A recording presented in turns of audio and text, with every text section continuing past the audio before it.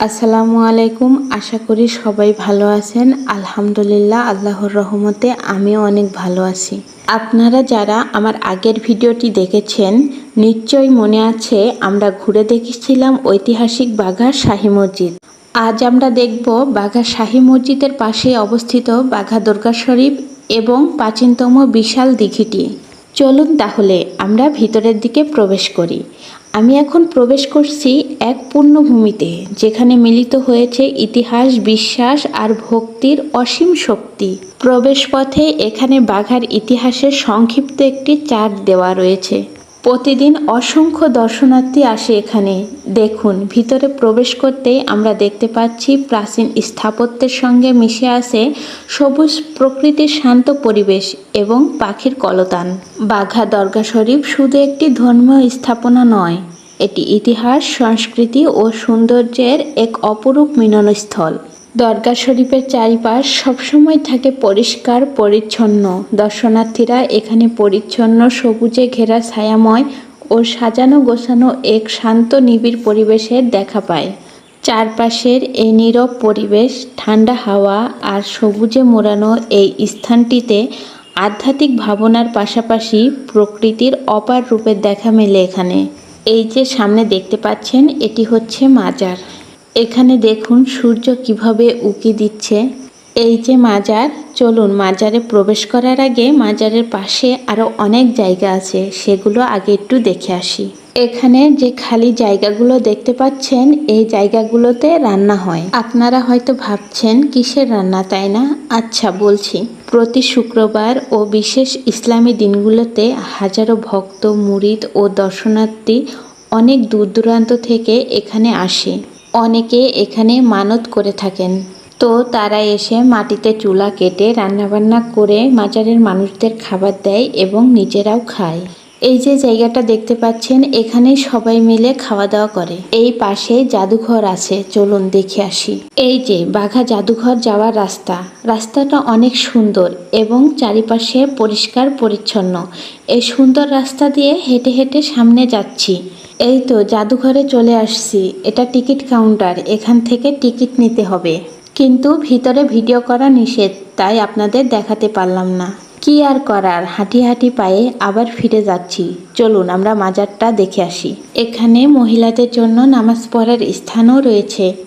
এই যে দেখতে পাচ্ছেন, এই স্থানটিতেই মহিলারা নামাজ আদায় করে থাকেন। এই তো আমরা আবার মাজারের কাছে চলে এসেছি। আমরা এখন মাজারের ভেতরে প্রবেশ করব। এই মাজারটি 1500 শতকের শেষের দিকে প্রতিষ্ঠিত হয়। এটি মূলত মুঘল পূর্বকালীন সুলতানি আমলের সময় নির্মিত হয়েছিল। এখানে সমাধিত রয়েছেন পীর হযরত শাহদৌলা রহমতুল্লাহ আলাহি, যিনি ইসলাম প্রচারে উল্লেখযোগ্য ভূমিকা পালন করেছেন। এখানে বিভিন্ন সাধু আউলিয়াদের কবরও রয়েছে। এই মাজারটি একাধিক আধ্যাত্মিক ব্যক্তিদের কবর বিশিষ্ট একটি কেন্দ্র। এখানে একটা আশ্চর্যজনক ঘটনা ঘটে। সেটা হচ্ছে, এই যে কবরগুলো দেখতে পাচ্ছেন, সেগুলো কখনো গুণে ঠিক করা যায় না। আপনি যতবার গুনবেন ততবার আলাদা আলাদা সংখ্যা হবে। আপনি কখনো একবারে ঠিক করে বলতে পারবেন না যে এখানে মোট কয়টি কবর আছে। আমি নিজেও কয়েকবার গুনে দেখলাম, কিন্তু কোনোভাবে ঠিক করতে পারিনি যে এখানে মোট কয়টি কবর রয়েছে। যদি কারো বিশ্বাস না হয়ে থাকে তাহলে এসে গুনে দেখবেন। দেখুন, পুরো চত্বর জুড়েই রয়েছে ছায়াঘেরা গাছ। এখানে আসলেই চোখে পড়ে শতবর্ষী এই গাছপালাগুলো। এখানে একটা বিষয় দেখুন, এই গাছটার সমস্ত ডালপালা এই মাজারে ছায়া দিচ্ছে। এই গাছের ডালগুলো অন্য কোনো দিকে না গিয়ে শুধু মাজারের উপরেই এসে ছড়িয়ে ছিটিয়ে পড়েছে। এই দরগা শরীফটি প্রায় 500 বছরের পুরনো। প্রতি বছর এখানে অনুষ্ঠিত হয় ওরস শরীফ, যেখানে দেশ বিদেশ থেকে হাজার হাজার ভক্তর সমাবেত হয়। সেই সময় পুরো বাঘা যেন হয়ে ওঠে একটি উৎসবমুখর পুণ্যভূমি। এখানে মাজারের পাশে একটি মসজিদও রয়েছে। এবার আপনাদের দেখাবো এই বাঘা শাহী মসজিদ এবং বাঘা দরগা শরীফের সবচেয়ে সুন্দরতম স্থানটি।